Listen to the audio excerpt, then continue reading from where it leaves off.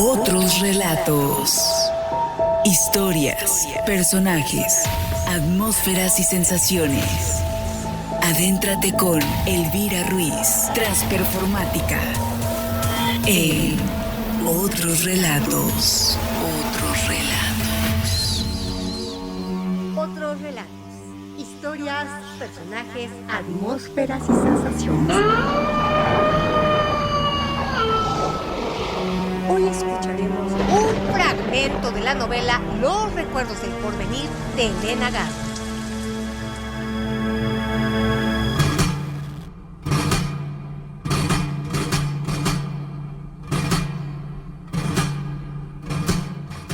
Aquí estoy, sentado sobre esta piedra aparente. Solo mi memoria sabe lo que encierra. La veo y me recuerdo, como el agua va al agua, así yo, melancólico. Así vengo a encontrarme en su imagen cubierta por el polvo, rodeada por las hierbas, encerrada en sí misma, condenada a la memoria y a su variado espejo. La veo y me transfiguro en multitud de colores y de tiempos.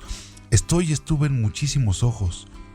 Yo solo soy memoria y la memoria que de mí se tenga. Desde esta altura me contemplo, grande, tendido en un valle seco. Me rodean unas montañas espinosas y unas llanuras amarillas pobladas de coyotes. Mis casas son bajas, pintadas de blanco y sus tejados parecen resecos por el sol o brillantes por el agua según sea el tiempo de lluvias o de secas. Hay días como hoy en los que recordarme me da pena. Quisiera no tener memoria o convertirme en el piadoso polvo para escapar a la condena de mirarme. Yo supe de otros tiempos. Fui fundado, sitiado, conquistado y engalanado para recibir ejércitos. Supe del goce indecible de la guerra, creadora del desorden y la aventura imprevisible. Después me dejaron quieto mucho tiempo. Un día aparecieron nuevos guerreros que me robaron y me cambiaron de sitio porque hubo un tiempo en el que yo también estuve en un valle verde y luminoso, fácil a la mano, hasta que otro ejército de tambores y generales jóvenes entró para llevarme de trofeo a una montaña llena de agua y entonces supe de cascadas y de lluvias en abundancia. Allí estuve algunos años cuando la revolución agonizaba. Un último ejército envuelto en la derrota me dejó abandonado en este lugar sediento. Muchas de mis casas fueron quemadas y sus dueños fusilados antes del incendio. Recuerdo todavía a los caballos cruzando, alucinados mis calles y mis plazas, y los gritos aterrados de las mujeres llevadas en vilo por los jinetes. Cuando ellos desaparecieron y las llamas quedaron convertidas en cenizas, las jóvenes hurañas empezaban a salir por los brocales de los pozos, pálidas y enojadas por no haber participado en el desorden. Mi gente es morena de piel, viste de manta blanca y calza guaraches. Se adorna con collares de oro o se ata al cuello un pañuelito de seda rosa. Se mueve despacio, habla poco y contempla el cielo. En las tardes al caer el sol canta. Los sábados el atrio de la iglesia sembrado de almendros se llena de compradores y mercaderes. Brillan al sol los refrescos pintados, las cintas de colores, las cuentas de oro y las telas rosas y azules. El aire se impregna de vapores de fritangas, de sacos de carbón oloroso, todavía madera, de bocas babeando alcohol y de majadas de burros. Por las noches estallan los cohetes y las riñas relucen. Los machetes relucen junto a las pilas de maíz y los mecheros de petróleo.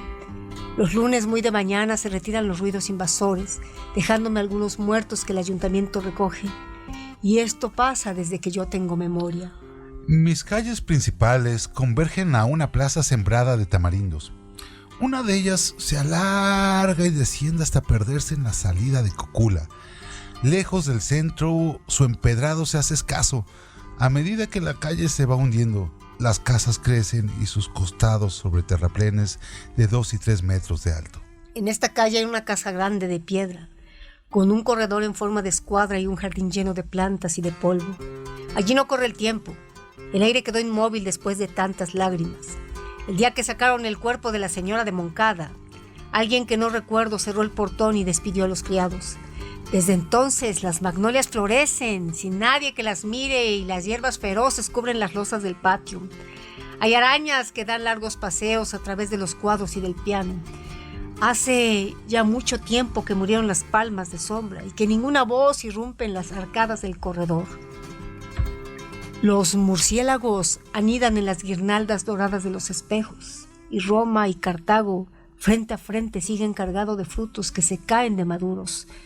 Solo olvido y silencio. Sin embargo, en la memoria hay un jardín iluminado por el sol, radiante de pájaros, poblado de carreras y de gritos. Una cocina humeante y tendida a la sombra, morada de las jacarandas. Es una mesa en la que desayunan los criados de los Moncada. El grito atraviesa la mañana. Te sembraré de sal. Yo, en lugar de la señora, mandaría a tirar esos árboles. Opina Félix, el más viejo de la servidumbre. Nicolás Moncada, de pie en la rama más alta de Roma, observa a su hermana Isabel, a horcajadas de una horqueta del Cartago, que se contempla a las manos. La niña sabe que a Roma se le vence con silencio. Degollaré a tus hijos. En Cartago hay trozos del cielo que se cuelan a través de enramada. Nicolás baja del árbol, se dirige a la cocina en busca de un hacha y vuelve corriendo al pie del árbol de su hermana. Isabel contempla la escena desde lo alto y se descuelga sin prisa, de rama en rama hasta llegar al suelo. Luego mira con fijeza a Nicolás y sin saber qué hacer, se queda con el arma en la mano. Juan, el más chico de los 3 hermanos, rompe a llorar. ¡Nico, no la degüelles! Isabel se aparta despacio, cruza el jardín y desaparece. Mamá, ¿has visto a Isabel? Déjala, es muy mala. Desapareció, tiene poderes. Está escondida, tonto. No, mamá, tiene poderes. Repite Nicolás. Ya sé que todo esto es anterior al general Francisco Rosas y al hecho que me entristece ahora delante de esta piedra aparente. Y como la memoria contiene todos los tiempos y su orden es imprevisible, ahora estoy frente a la geometría de luces que inventó a esta ilusoria colina como una premonición de mi nacimiento. Un punto luminoso determina un valle. Ese instante geométrico se une al momento de esa piedra y de la superposición de espacios que forma el mundo imaginario. La memoria me devuelve intactos aquellos días. Y ahora Isabel está otra vez ahí, bailando con su hermano, con Nicolás, en el corredor, iluminado por linternas anaranjadas, girando sobre sus tacones, con los rizos en desorden y una sonrisa encandilada en los labios. Un coro de jóvenes vestidas de claro lo rodea. Su madre la mira con reproche. Los criados están bebiendo alcohol en la cocina. No van a acabar bien. Sentencian las gentes sentadas alrededor del brasero. Isabel, ¿para quién bailas? ¡Ja! ¡Pareces loca!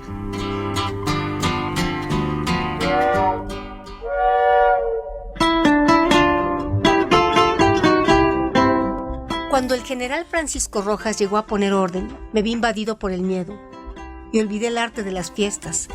Mis gentes no bailaron más delante de aquellos militares, extranjeros, taciturnos. Los quinqués se apagaron a las 10 de la noche y esta se volvió sombría y terrible.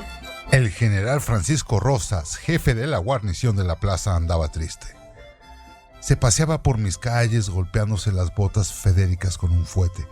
No daba a nadie el saludo y nos miraba sin afecto como lo hacen los fuereños. Era alto y violento.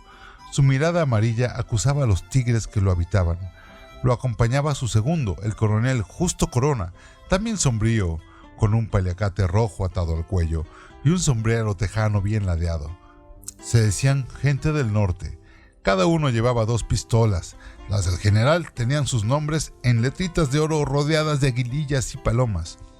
Los ojos que te vieron y la consentida. Su presencia no era grata.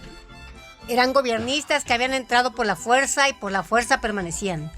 Formaban parte del mismo ejército que me había olvidado en este lugar sin lluvias y sin esperanza. Por su culpa, los zapatistas se habían ido a un lugar invisible para nuestros ojos, y desde entonces esperábamos su aparición, su clamor de caballos, de tambores, de antorchas humeantes. En esos días aún creíamos en la noche sobresaltada de cantos y en el despertar gozoso del regreso. Esa noche luminosa permanecía intacta en el tiempo. Los militares nos la habían escamoteado, pero el gesto más inocente o una palabra inesperada podía rescatarla. Por eso nosotros la guardábamos en silencio. En la espera yo estaba triste, vigilado de cerca por esos hombres taciturnos que surtían a los árboles de ahorcados. Había miedo. El paso del general nos producía terror. Los borrachos también andaban tristes y de cuando en cuando anunciaban su pena con un grito alargado y roto que retumbaba en la luz huidiza de la tarde. A oscuras su borrachera terminaba en muerte. Un círculo se cerraba sobre mí. Quizá la opresión se debiera al abandono en que me encontraba y a la extraña sensación de haber perdido mi destino. Me pasaban los días y estaba inquieto y zozobrante, esperando el milagro.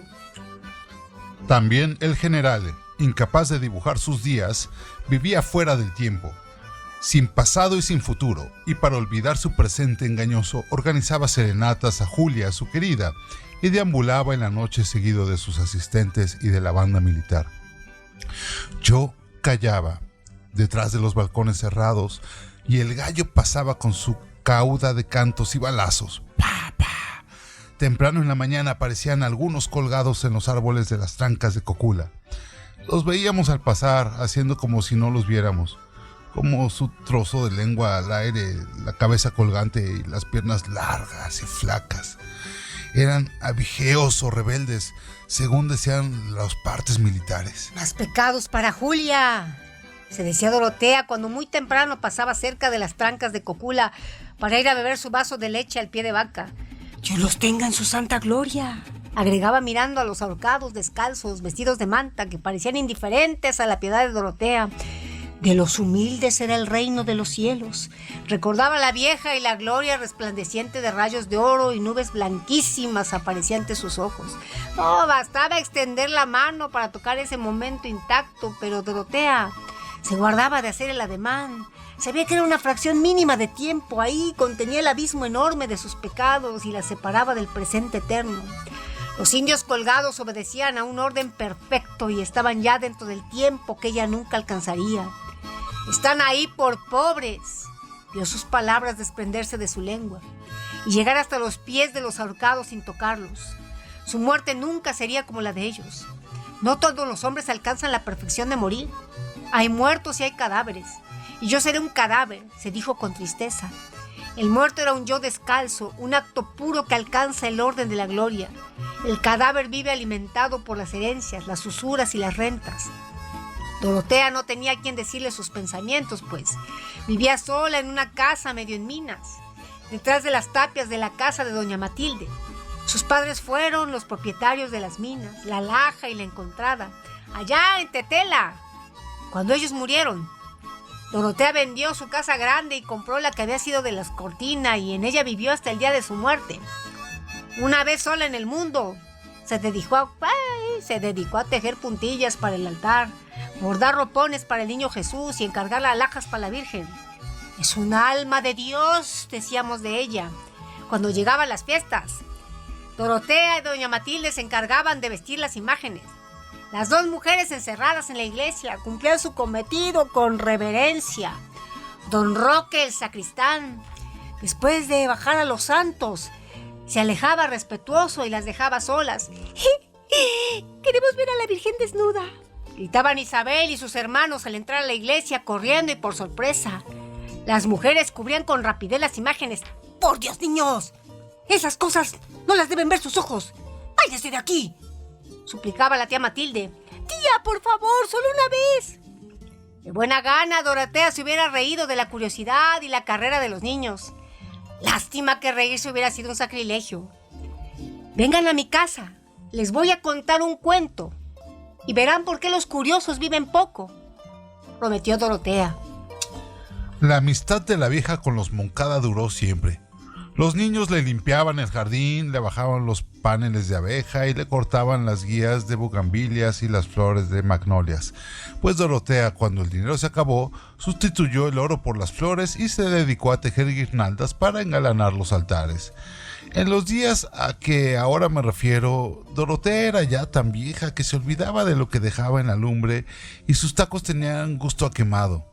Cuando Isabel, Nicolás y Juan llegaban a visitarla, le gritaban: ¡Huele a quemado! Desde que los zapatistas me quemaron la casa, se me queman los frijoles, respondía ella, sin levantarse de su sillita baja. ¡Pero tú eres zapatista!, le decían los jóvenes riendo. Eran muy pobres y nosotros les escondíamos la comida y el dinero. Por eso Dios nos mandó a Rosas, para que los echáramos de menos. Hay que ser pobre para entender al pobre. decía sin levantar la vista de sus flores. Los muchachos se acercaban a besarla y ella los miraba con asombro, como si de día en día cambiaran tanto que le fuera imposible reconocerlos. ¡Ah, cómo crecen! Ya vayan entrando en orden. No se dejen llevar por el rabo del demonio. Los jóvenes se reían mostrando sus dientes parejos y blancos. Doro, ¿me dejas ver tu cuarto?, pedía Isabel. La única habitación que ocupaba Dorotea. Tenía las paredes tapizadas de abanico que habían pertenecido a su madre. Había también imágenes santas y un olor a pabilo y a cera quemada. A Isabel le asombraba aquel cuarto siempre recogido en la penumbra. Le gustaba contemplar los abanicos con sus paisajes menudos iluminados por la luna. Las terrazas oscuras en las que parejas desvanecidas y minúsculas se besaban. Eran imágenes de un amor irreal, minucioso, pequeñísimo, encerrado en aquellas prendas guardadas en la oscuridad. Permanecía largo rato mirando esas escenas intrincadas e invariables a través de los años. Los demás cuartos eran muros negros por los que pasaban gatos furtivos y entraban las guías de los mantos azules. Nicolás, cuando yo sea muy vieja tendré un cuarto así. ¡Cállate, muchacha! Tú no estás hecha para quedarte sola. Ya sabes que cuando te cases te lleva los abanicos que más te gusten. Nicolás se ensombrecía, el pelo negro y los ojos se le enturbiaban. ¿Te vas a casar, Isabel? Apoyado en un pilar del corredor, Nicolás veía salir a Isabel del cuarto de Dorotea con el rostro transfigurado. Perdía en un mundo desconocido para él. Lo traicionaba, lo dejaba solo. Rompía el lazo que los unía desde niños. Y él sabía que tenía que ser los dos. Huirían de Ixtepec. Los esperaban los caminos con su aureola de polvo reluciente, el campo tendido para ganar la batalla. ¿Cuál? Los dos debían descubrirla para que no se les diera por alguna grieta. Después se encontraron con los héroes que los llamaban desde un mundo glorioso de clarines. Ellos, los Moncada, no morarían en su cama, en el sudor de las sábanas húmedas, pegándose a la vida como sanguijuelas. El clamor de la calle los llamaba. El estruendo lejano de la revolución estaba tan cerca de ellos que bastaba abrir la puerta de su casa para entrar en los días sobresaltados de unos años antes. «Prefiero morir en mitad de la calle o en un pleito de cantina», dijo Nicolás con rencor. «Siempre estás hablando de tu muerte, muchacho», respondió Dorotea. Nicolás, ocupado en mirar a su hermana, no contestó. Era verdad que había cambiado. Sus palabras no le hicieron ningún efecto. Isabel pensaba irse, pero no con él. ¿Cómo será su marido?, se preguntó asustado. Isabel pensaba lo mismo. «Nico, ¿cree que en este momento ya nació?» «No seas estúpida», exclamó su hermana, lo irritaba. «En este momento debe estar en algún lugar», respondió ella, sin inmutarse. Y se fue a buscarlo a lugares desconocidos. Y encontró una figura que lo ensombreció y que pasó junto a ella así, sin mirarla. No creo que yo me case». «No se imaginen cosas que no existen, que no van a acabar bien», les recomendó la vieja cuando los jóvenes se disponían a irse. «Doro, lo único que hay que imaginar es lo que no existe», le contestó Isabel desde el zaguán. «¿Qué quieres decir con esa tontería?» «Que hay que imaginar a los ángeles», gritó la joven y besó a la vieja, que se quedó pensativa en su puerta, mirando cómo se alejaba en la calle empedrada, los 3 últimos amigos que le quedaban en el mundo.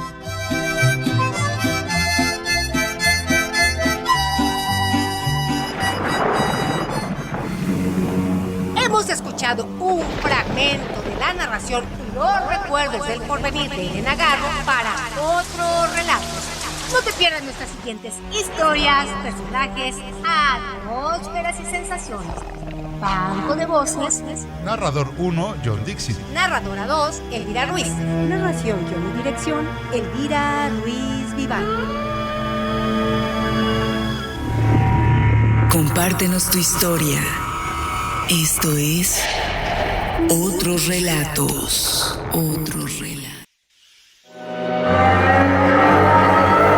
Sigue acompañando a Elvira Ruiz en Otros Relatos. Otros Relatos. Análisis críticos de Otros Relatos. Análisis crítico de la novela Los recuerdos del porvenir de Elena Garro por Elvira Ruiz Vivanco. De acuerdo con Maja Cosiján, aunque la trama de la novela transcurre después de la Revolución Mexicana, Garro muchas veces hace referencia a las consecuencias de los conflictos que en el pequeño pueblo de Ixtepec son visibles no solo en la tierra arruinada, sino también en la gente decepcionada. Sobre este tema, Bungard comenta que Los recuerdos del porvenir, primera novela de Elena Garro de 1963, es una antinovela de la Revolución en la cual la historia con mayúscula es sustituida por las historias singulares y personales de los habitantes de Ixtepec.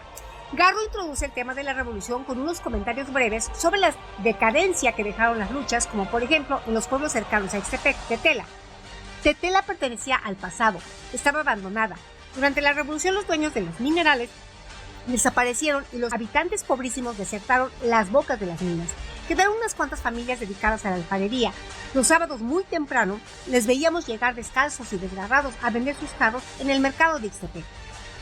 De este modo, Garro conecta la devastación del pueblo con sus habitantes, cuyas vidas cambiaron para mal a causa de la revolución. Garro describe la pérdida de uno de los personajes femeninos, Ana Moncada, cuyos hermanos murieron durante las luchas. Antes de cumplir los 25 años, sus hermanos se fueron muriendo uno tras otro en Chihuahua, Torreón, Zacatecas, y Francisca, su madre, solo le quedaron sus retratos, y ella y sus hermanas enlutadas. Ana Moncada, que representa una fuerza matriarcal en la novela, en este sentido recuerda la historia de la madre de Garro, cuyos hermanos, todos excepto uno, también fallecieron durante la revolución.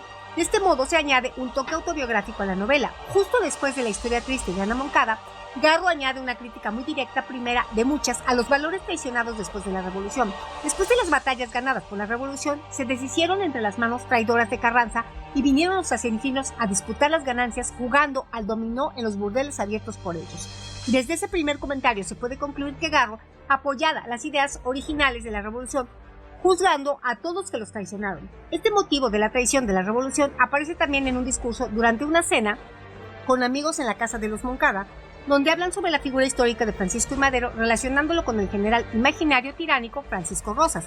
Las opiniones sobre Madero continúan en forma de pensamientos de Martín Moncada. Desde que asesinamos a Madero no tenemos sino una larga noche que expiar, exclamó Martín Moncada, siempre de espaldas al grupo. Sus amigos lo miraron con rencor. ¿Acaso Madero no había sido un traidor a su clase? Pertenecía a una familia criolla y rica, y sin embargo, encabezó la rebelión de los indios. Su muerte no solamente era justa, sino necesaria. Él era el culpable de la anarquía que había caído sobre el país. En el resto de ese monólogo interno se acusa a Carranza otra vez de ser un traidor de la revolución, pero los generales traidores de la revolución instalaron un gobierno tiránico y voraz que solo compartía las riquezas y los privilegios con sus antiguos enemigos y cómplices en la traición, los grandes terratenientes del porfirismo. Podemos concluir que desde el punto de vista de Garro, los líderes revolucionarios como Madero y Felipe Ángeles, la figura clave en su pieza de teatro, tuvieron ideas e intenciones útiles para la gente pequeña, pero los generales sedientos de poder distorsionaron esos principios. Según Alejandro Zamora, cada grupo de residentes del pueblo representa un grupo histórico del tiempo de la revolución y post-revolución. Los reaccionarios están encarnados por las clases criollas y mestizas, los antiguos privilegiados del porfirismo, algunos venidos a menos en su hacienda, pero ninguno en su odio a los indios y a los campesinos. Los clericales son el cura y el sacristán, y el gobierno está representado por los militares que ocupan Ixtepec, encabezados por el general Francisco Rosas. Todos los grupos están representados por algunos personajes, como por ejemplo los indígenas, que están representados por Félix, sirviente de la familia Moncada, Ignacio, hermano de la panadera, e Inés, sirvienta de doña Elvira. La aristocracia antigua es encarnada en don Joaquín, cuya casa grande es el refugio para los animales abandonados. Los nuevos ricos son doña Lola Goríbar y su hijo Rodolfo Goríbar, quien robó las tierras de los campesinos. Martín Moncada, el patriarca de la familia Moncada, representa la desahuciada clase media alta. De esta manera Garro crea un microcosmos histórico donde se mezclan los hechos reales de la historia de México con personajes y hechos ficticios. Esta técnica ha creado algunas discrepancias en la cuestión del género de la novela. Unos críticos se refieren a la novela como novela histórica, cuestionando si se trata de un macro de la microhistoria. Es evidente que la historia de la narración forma parte de la ficción narrativa, especialmente en la segunda parte de la novela, donde los hechos de la Guerra Cristera actúan como impulsores de la trama. La ley de calles entró en Ixtepec, causando disturbios en todo el pueblo. El grito de los voceadores de los diarios, que anunciaba la suspensión de los cultos religiosos, atravesó mis calles, se introdujo en los comercios, penetró las casas y puso en movimiento al pueblo. La gente salió de la calle, formó grupos y se dirigió al atrio de la iglesia. ¡A ver si nos dejan sin santo!, Bajo la luz violenta de la tarde, la muchedumbre fue creciendo. Este hecho provocó una cascada de eventos que culminaron en la muerte trágica de algunos personajes y la petrificación de Isabel. Garro también pinta las imágenes de la gente común y la importancia que la iglesia tenía para ellos, no solo como un sitio religioso, sino también como un lugar para juntarse con otros miembros de la comunidad. Cuando oscureció, de la comandancia militar llegó la orden de desalojar el templo a las 12 de la noche. Nos quedaban 4 horas para despedirnos de un lugar que nos había recibido desde niños. La gente se remolinó, todos querían entrar a la iglesia por última vez. Para la vieja solterona, Dorotea, la iglesia representaba otro hogar. Sabía que para la vieja la iglesia era su casa y los santos su única familia. Hablaba de ellos como de sus conocidos. De este modo, la guerra cristera y la ley Calles se describen en una manera muy personal e íntima, transformando la imagen y la microhistoria de un pueblo ficticio al nivel de todo el país de México en los años 20 del siglo XX. Garro no se detiene en la descripción de los sentimientos de los habitantes, sino también describe la violencia producida por los hechos. Unos minutos más tarde se oyeron los primeros disparos, parecían cohetes, dispersaban a la gente y esta huía despavorida ante las descargas cerradas de los Mausers. Bajo los almendros quedaron mujeres con las cabezas rotas a culatazos y hombres con las caras destrozadas a puntapiés. Sobre este evento trágico, Zamora comenta: de hecho, la novela reproduce un evento que se replicó a lo largo y ancho del país: el amotinamiento de fieles en la iglesia el último día de culto, 31 de julio de 1925, que derivaría en la espantosa masacre narrada en la novela y verificada en varios puntos del país. Durante la guerra cristera, muchas iglesias fueron destrozadas, como el caso de la iglesia de Ixtepec, a la que los militares convirtieron en su comandancia militar, pues a los pocos días convirtió al curato en comandancia militar y una tarde señalada mandó hacer una hoguera con las imágenes del templo. Así fue como vi arder a la Virgen, vi también su manto convertido en una larga llamarada azul.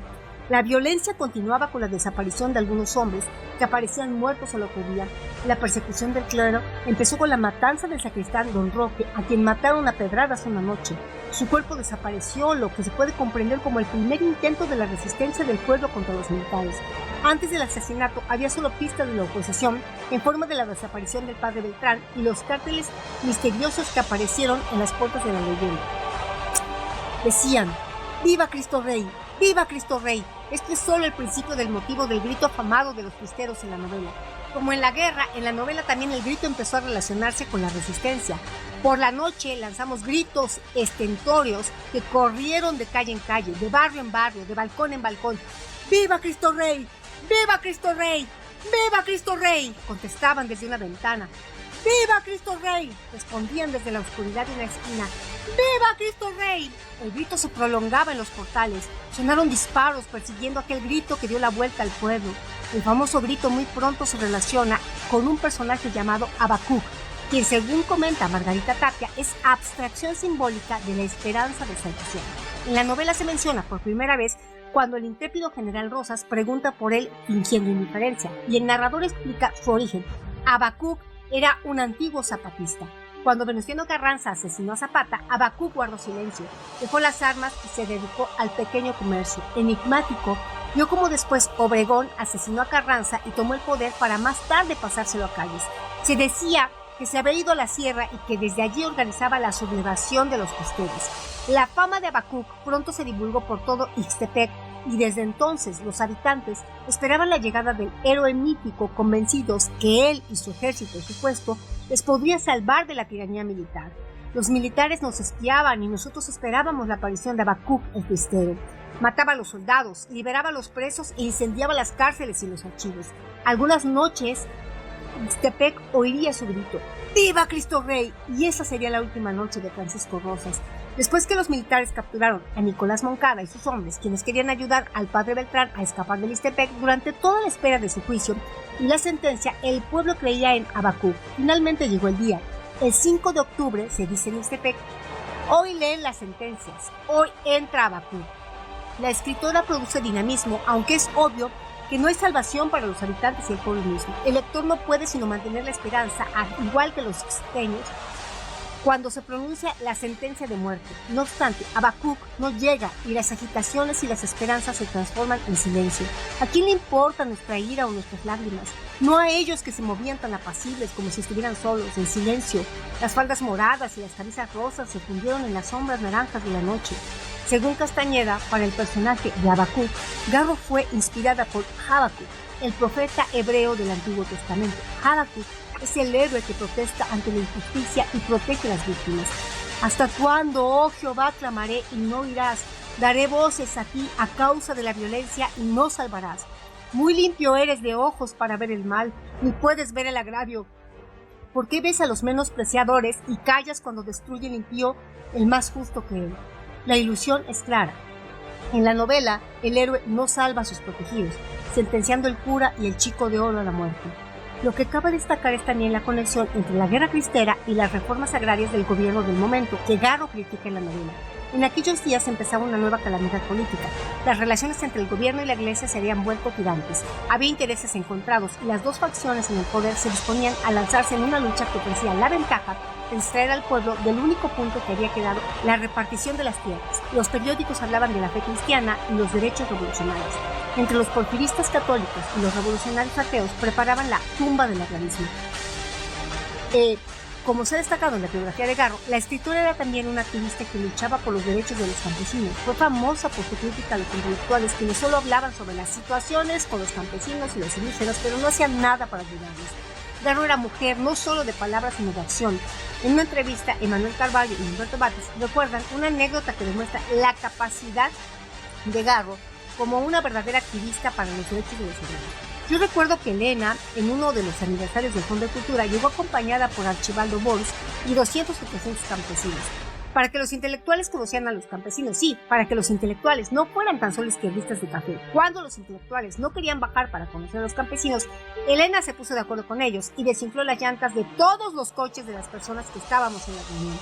No sorprende que su pasión por los asuntos de los campesinos y en su calidad de activista y narradora la transformó en la crítica central de la novela que nos ocupa, Los recuerdos del porvenir. Particularmente en la forma del personaje Rodolfo Goríbar, Garro hace una severa crítica a los caciques locales, quienes se liaban con los militares y despojaban a los campesinos de sus tierras. Zamora, usando las palabras de Garro, comenta que Goríbar representa así una reconstitución de la antigua clase dominante, aliada ahora con el poder central. Una clase protegida por el propio general Rosas, surgida del matrimonio de la revolución traidora por el porfirismo. De esta manera, Goríbar, como muchos caciques no ficticios, mata a los agraristas, se apropia de sus tierras y da un porcentaje del dinero a Rosas, y todo esto bajo la protección del gobierno mismo. Mire, don Rodolfo, es mejor que deje quietas las mojoneras. Los agraristas dicen que lo van a matar. El menor rasguño a su persona costaría la vida a docenas de agraristas. El gobierno se lo había prometido y lo había autorizado para apropiarse de las tierras que le vinieran en gana. El general Francisco Rosas lo apoyaba. En palabras de Prado, la historia de Ixtepec es alegoría del conflicto histórico entre la burguesía regional y los intentos del Estado de incorporar estas regiones al proyecto de las reformas agrarias. Según Bowskin, este problema agrario y la manera en la que el narrador lo presenta se puede observar como una neutralidad en la cuestión de la guerra cristera. El narrador acusa a la iglesia y al gobierno de crear la guerra para distraer a la gente del problema agrario. Aunque sus simpatías para sus habitantes son claras, no se deberían tomar como la lealtad a la iglesia. Después de un análisis de los personajes, se puede concluir que ninguno de ellos tiene muy fuertes emociones para o en contra de los cristeros o del gobierno. Muy pronto, en la trama se descubre que cada vez que el general Francisco Rosas mata y causa disturbios en el pueblo, lo hace solo después de que su amante Julia le niega atención. También en una cita se puede observar su indiferencia a causa original de la guerra cristera. ¿Qué le importaba a él las beatas ni las curas? Hablaba así por orden de sus superiores. Los jóvenes hermanos Moncada, quienes participaron en las tentativas de salvar a los curas, tampoco lo hicieron por sus fuertes sentimientos católicos, sino por su propia piel, ya que querían escapar de Ixtepec. ¿A ti te importa que el cura viva o muera?, preguntó Isabel. No, contestaron ellos. El que debía salvarlos es su amigo Rodolfito, para que le siga bendiciendo las tierras que se roba. Los muchachos se echaron a reír de la violencia de su hermana. Tonta, es la puerta de la huida. Todos los personajes que propulsaron la trama tendrían motivos propios que casi no tenían nada que ver con la política o emociones religiosas. Inés, la sirvienta de doña Elvira, traicionaba el plan de la huida del padre Beltrán, diciéndole al sargento Illescas por qué está enamorada de él y por qué quiere vengarse de doña Elvira. Dauster explica la importancia de la novela. Los recuerdos del porvenir es una de las pocas tentativas serias de crear arte del complicado y polémico episodio de la guerra cristera de entre 1927 y 1929. De las pocas novelas que antes se habían dedicado al periodo, casi todos son básicamente propagandistas, la mayoría desde el punto de vista cristero. A cambio de esta, no adopta Garro una posición política, aunque resultan obvias sus simpatías por los aldeanos masacrados indiscriminadamente por las tropas federales, aún durante un supuesto periodo de paz. Garro no expresa sus lealtades para algún ideal político o religioso, sino que expresa como es su activismo político hacia el hombre común, su bienestar y sobre todo para la justicia. Interesante, ¿verdad? No te pierdas nuestros análisis críticos de otros relatos con Elvira Ruiz. Compártenos tu historia. Esto es Otros Relatos. Otros Relatos. Sigue acompañando a Elvira Ruiz en Otros Relatos. Otros Relatos. Datos curiosos. Además de otros relatos, te presentamos nuestra sección Datos Curiosos.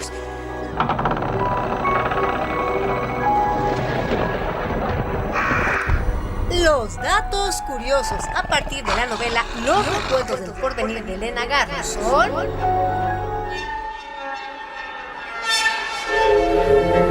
¿Sabías que Los recuerdos del porvenir de 1963 es una novela galardonada con el premio Javier Villaurrutia el mismo año de su publicación y es la narración más reconocida de la también dramaturga poblana Elena Garro? ¿Sabías que en 1968 la narración que nos ocupa fue llevada al cine por Arturo Ripstein, sumándose la voz de Ixtepec, narrador omnisciente y omnipresente, las de los habitantes del pueblo para contar su desencanto con el orden impuesto después de la Revolución Mexicana y su desgracia por la Guerra Cristera? ¿Sabías que las historias del general Francisco Rosas, de las familias pudientes del pueblo, de Isabel, Juan y Nicolás Moncada, de la beata Dorotea, del forastero Felipe Hurtado, de la enigmática Julia o de Juan Cariño dan cuenta del destino trágico de un pueblo que ha renunciado a la ilusión?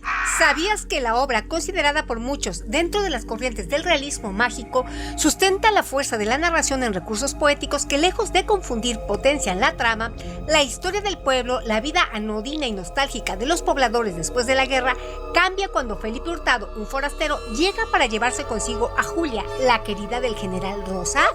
¿Sabías que esta huida se resuelve por medio de un artilugio tan fantástico como verosímil, sostenido por el andamiaje de la poesía? También cuando se narra la desgracia de los habitantes que no hallan cómo salir de su circunstancia y el telón de fondo es la Guerra Cristera. El único oasis en ese desierto son las palabras. Así, la novela nos muestra un complejo entramado de planos narrativos entretejidos por la voz pétrea y sombría de Ixtepec. ¿Sabías que Elena Delfina Garro Navarro decía que nació el 11 de diciembre de 1920? Durante toda su vida esa fecha se tomaba como un hecho, sin embargo, después de su muerte surgieron otros datos. En la revista Proceso se cita el 12 de mayo pasado, o sea, de 1998, Elena Garro acudió con la notaría número 5 para formalizar su testamento público abierto. En la parte Declaraciones del pliego hereditario, la escritora se atribuyó la nacionalidad española y dio datos distintos a los conocidos acerca de su edad. Garro Navarro se declara de nacionalidad española, originaria de Puebla, nació el 11 de diciembre de 1916. Patricia Rosas Lopategui al final encontró el acta de nacimiento de Garro, en la cual es evidente que Elena nació el 11 de diciembre de 1916 en Puebla como hija de José Antonio Garro, español, y Esperanza Navarro, mexicana. ¿Sabías que en 1917 la familia Garro Navarro se traslada a Ciudad de México y en 1923 a Iguala, estado de Guerrero? Allí transcurre la infancia de Garro, que dejó profundas huellas no solo en su vida, sino también en la obra de la escritora. Allí, como no había escuela, su padre y su tío la enseñaron en casa. La extensa educación que recibió de sus padres durante este tiempo consistía en clases de literatura, debates sobre la filosofía, la música, el misticismo, el orientalismo y la táctica militar que crearon la base de su enseñanza sobre la cultura occidental. Su padre y su tío, Bonnie, tenían ambos una biblioteca importante y extensa que contenía muchos libros sobre la filosofía, el teatro español, novelas fantásticas como las de Hans Christian Andersen y otras que influyeron en la joven Elena Garro. ¿Sabías que la otra parte importante de su educación la formaban los indígenas que vivieron con la familia y ofrecían un punto de vista prehispánico a la niña Elena? Ellos se convirtieron en una inspiración no solo para sus obras posteriores, sino también para su activismo social. Sobre su propia infancia, Garro ha escrito: en mi casa podía ser rey, general mexicano, construir pueblos con placitas, en el enorme jardín por el que paseábamos en burro o a pie. ¿Sabías que tercera de 5 hijos pasaba los días jugando con sus hermanos y hermanas, disfrazados de ladrones, soldados o cazadores? Entre muchas anécdotas de su infancia, Garro menciona la llegada del general Amaro, quien vino para perseguir a los cristeros, un tema de la historia del México muy importante para la obra de nuestra escritora. ¿Sabías que en esos días Garro recuerda gritar por la calle ¡Viva Cristo Rey!, con su hermana Deva, con la cual tenía una relación especial? Otra investigadora de su obra, Elena Gutiérrez, propone que para Garro su infancia quedaba en su memoria como un mito del paraíso perdido bíblico. ¿Sabías que la primera ruptura de la infancia idílica para Garro fue la separación de su hermana Deva, cuando Deva se fue a estudiar a Ciudad de México? Para preservar la relación cariñosa con su hermana, Elena inventa un idioma al revés y también aprende a leer al revés para poder leer las cartas cifradas de su hermana, de esta manera manteniendo su relación íntima. Al cumplir 13 años, sus padres la enviaron a Ciudad de México para que continuara con sus estudios, lo que significaba abandonar su infancia bucólica. Sus memorias de la niñez despreocupada las rescataría en sus cuentos cortos de la colección La Semana de Colores, de 1964. ¿Sabías que en la capital vivió con sus tías maternas? Terminó la primaria en el Colegio López Costilla, ingresó a la secundaria y posteriormente fue alumna de la preparatoria en San Ildefonso. En 1935, durante un baile, Garro conoce a Octavio Paz, joven intelectual que estudiaba leyes en la UNAM. El padre de Elena no quería que sus hijas se casaran tan jóvenes, así que prohibía la relación, pero la pareja continuó su relación amorosa. Él iba por mí a la escuela, así, leyes quedaba muy cerca de la prepa, iba por mí, me salía por todas las esquinas, mi papá me prohibió que lo viera, me llevaba camelias, unas cajitas así perfectas, con 2 camelias adentro y algún poema. José Antonio Garro sabía que el joven enamorado de su hija era un chico muy inteligente, al que le interesaba mucho el estudio, pero no le gustaba para yerno porque decía: era más inteligente, más culta y más guapa que él, y que Octavio nunca se lo iba a perdonar, que al hombre le gustaba la mujer inferior. ¿Sabías que en 1936 ingresó a la Facultad de Filosofía y Letras de la Universidad Nacional Autónoma de México, donde, además de sus clases obligatorias, estudiaba también danza clásica? Fue actriz y coreógrafa en el teatro universitario dirigido por Julio Bracho, distinguido productor, director y guionista cinematográfico mexicano. ¿Sabías que el 25 de mayo de 1937, Garro se casó con Paz y pronto empezaron sus preparaciones para el viaje a España? En aquel entonces, España estaba en plena guerra civil, que empezó tras un fracaso parcial del golpe de Estado de julio de 1936.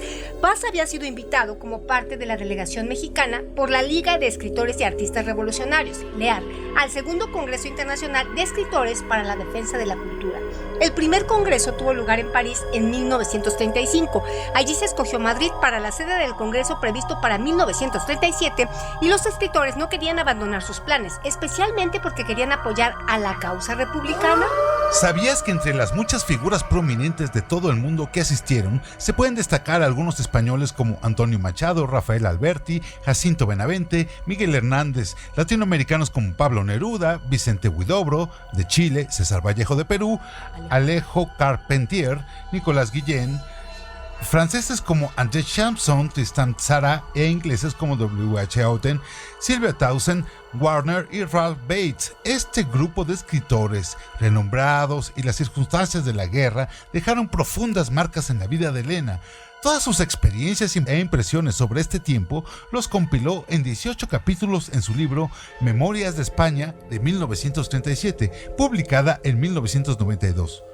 Otro valor testimonial remarcable del texto autobiográfico de Garro es el balance reflexivo que realiza sobre el juego macabro o esa maldita guerra ante cuyos estragos confiesa: me sentía quebrantada, no había amparo contra aquel ataque a campo descubierto.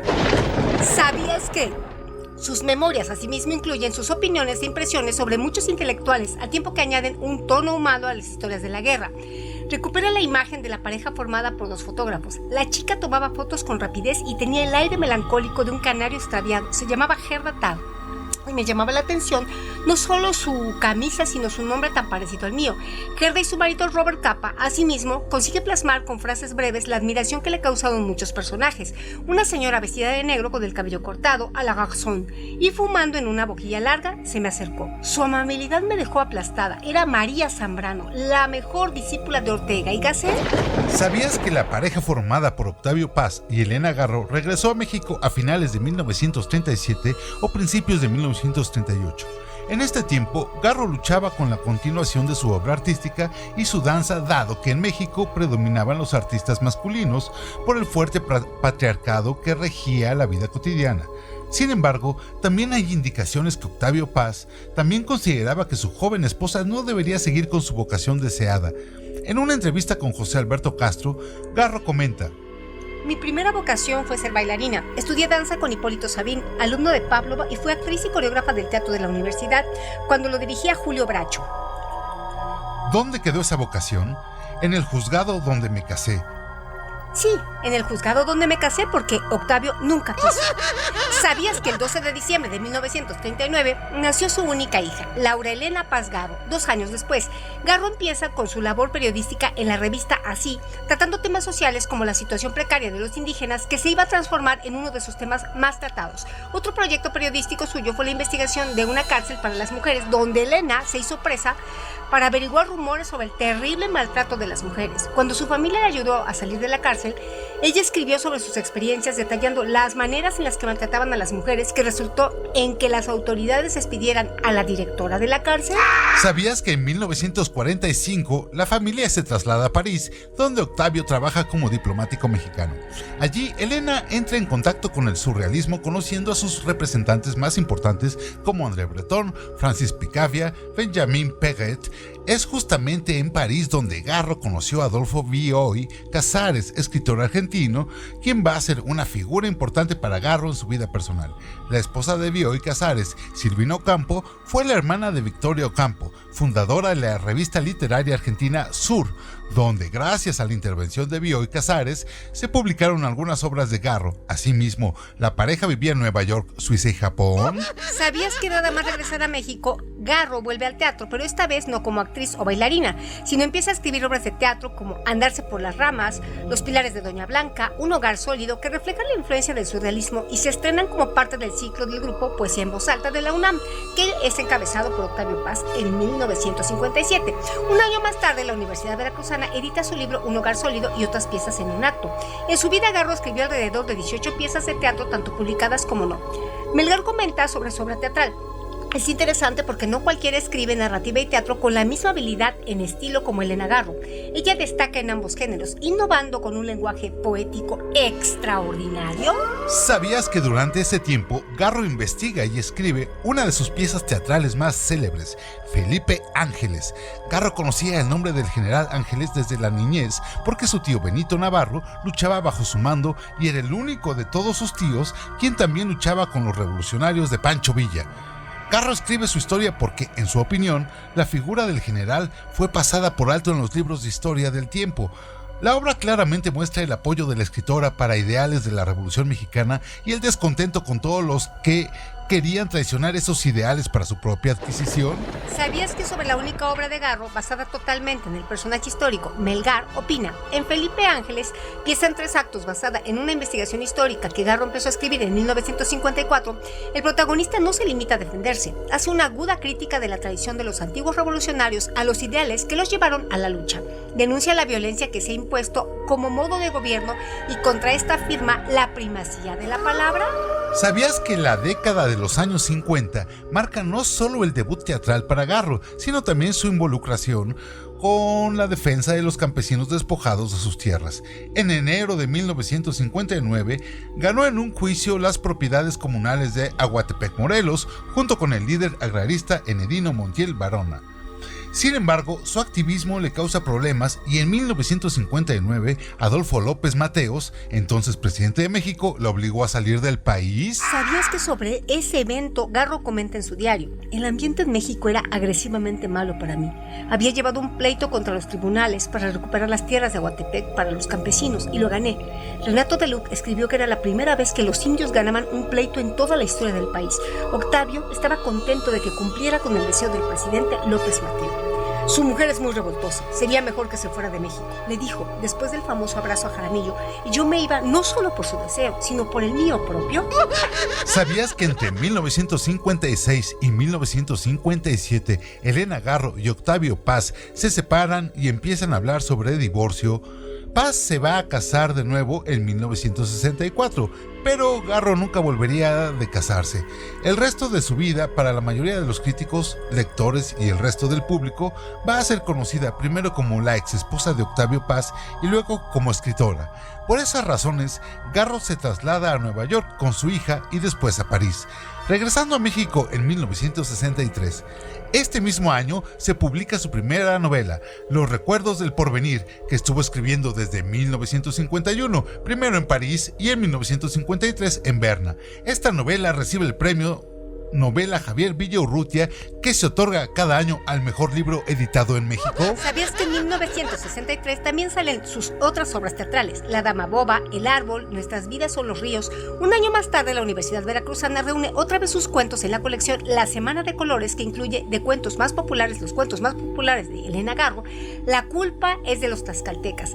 El cuento evoca el mito de la Malinche a través de la historia de Laura, una mujer mexicana del siglo XX, después de un accidente que le transporta al pasado. Allí Laura se enamora de un luchador noble azteca durante la defensa de Tenochtitlan en 1521.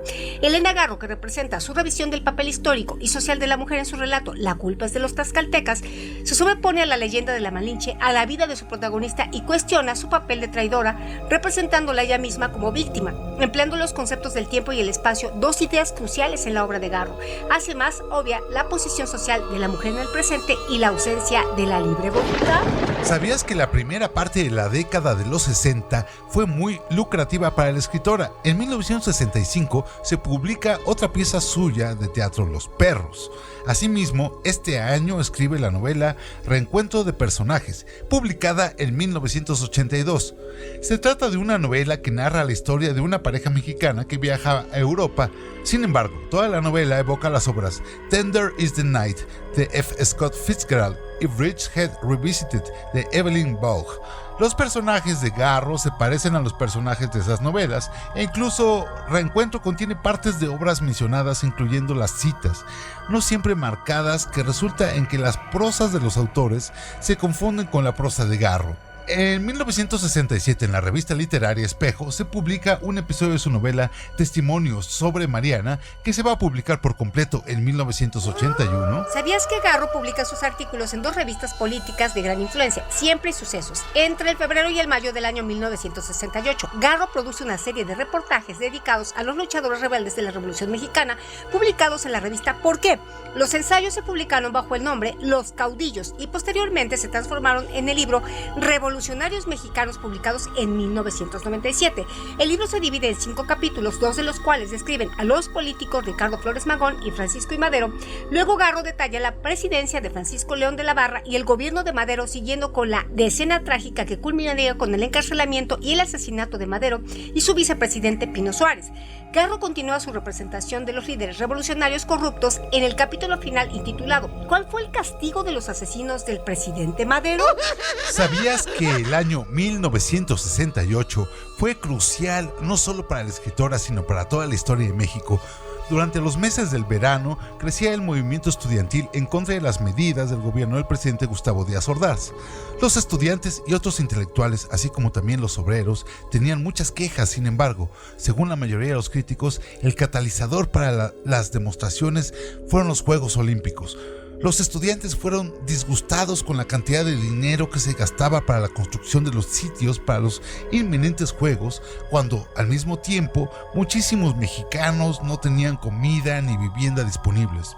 En adición a eso, con sus demostraciones querían presionar al gobierno que aceptara sus demandas para las reformas de educación y las libertades políticas más flexibles.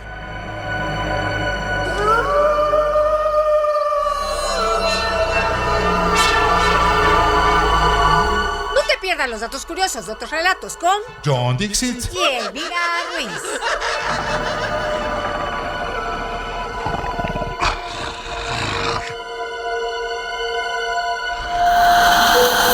Hasta aquí llegamos en Otros Relatos. Historias, personajes, atmósferas y sensaciones. Otros Relatos.